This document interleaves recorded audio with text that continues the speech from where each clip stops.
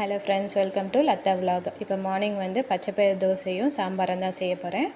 சாம்பாருக்கு ஒரு வெங்காயம் ஒன்று கட் பண்ணி வச்சுருக்கேன், தக்காளி ஒன்று, முருங்கைக்காய் ஒன்று, கேரட் ஒன்று கட் பண்ணி வச்சுருக்கேன். இந்த காய் தான் போட போகிறேன் கருவேப்பிலை தாளிக்கிறதுக்கு.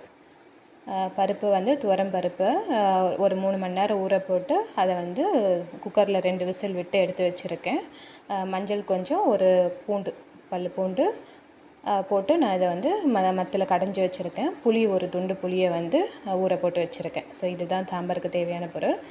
மிளகாத்தூள் வந்து குழம்பு மிளகாத்தூள், தனி மிளகாய்த்தூள், சாம்பார் பொடி, மஞ்சள் தூள் ஒரு பிஞ்சு. மஞ்சள் நான் ஆல்ரெடி போட்டிருக்கிறதுனால இதில் போட போகிறது இல்லை. வெங்காயம் போட்டு லைட்டாக வதங்கந்துமே தக்காளியை நான் ஆட் பண்ணிக்கிறேன்.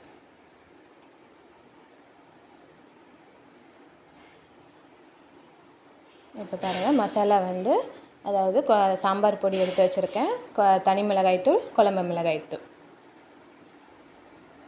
அப்புறம் இது 3மே போட்டு ஆட் பண்ணிக்கிறேன். கொஞ்சம் தண்ணி மட்டும் இந்த மசாலா வேகிறதுக்காக கொஞ்சம் தண்ணி லைட்டாக தெளிச்சுக்கிறேன். பாருங்கள், கொஞ்சம் அந்த பச்சை வாசனை போனதுமே காய் ஆட் பண்ணிக்கலாம்.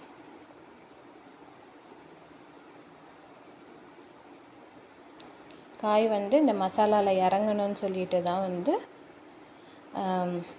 கொஞ்சம் ஒரு பிஞ்ச் அளவுக்கு உப்பு போட்டுக்கிறேன். ஏன்னா சால்ட்டு நான் அதுலேயே ஆல்ரெடி போட்டு வச்சுருக்கேன் வேக வச்ச பருப்புலேயும். ஸோ இதில் வந்து காய்க்கு கொஞ்சம் உப்பு இறங்கணும்னு சொல்லிட்டு இப்போ கொஞ்சம் பிஞ்ச் அளவு உப்பு போட்டுக்கிறேன். கொஞ்சம் தண்ணி லைட்டாக தெளிச்சுக்கிறேன் காய் வேகிற அளவுக்கு. பாருங்கள், கொஞ்சம் வெந்துடுச்சு. ஒரு 1/2 பதம் வெந்தால் போதும். அப்புறம் பருப்பெல்லாம் போட்டதுக்கப்புறம் காய் கொஞ்சம் வெந்துடும். ஸோ அதனால் 1/2 பதம் வெந்தால் போதும். இப்போ பாருங்கள், பருப்பை ஊற்றிக்கிறேன். இதுலேயே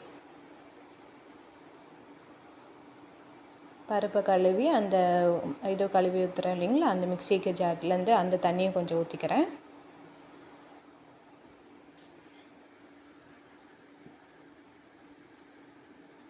பாருங்கள், ஒரு 5 நிமிஷம் வேக வச்சதும் பருப்பு நல்லா வெந்துடும். ஸோ சாம்பாரும் நல்லா திக்காகிடும். இந்த டைமில் தான் புளி ஊற்றிக்க போகிறேன்.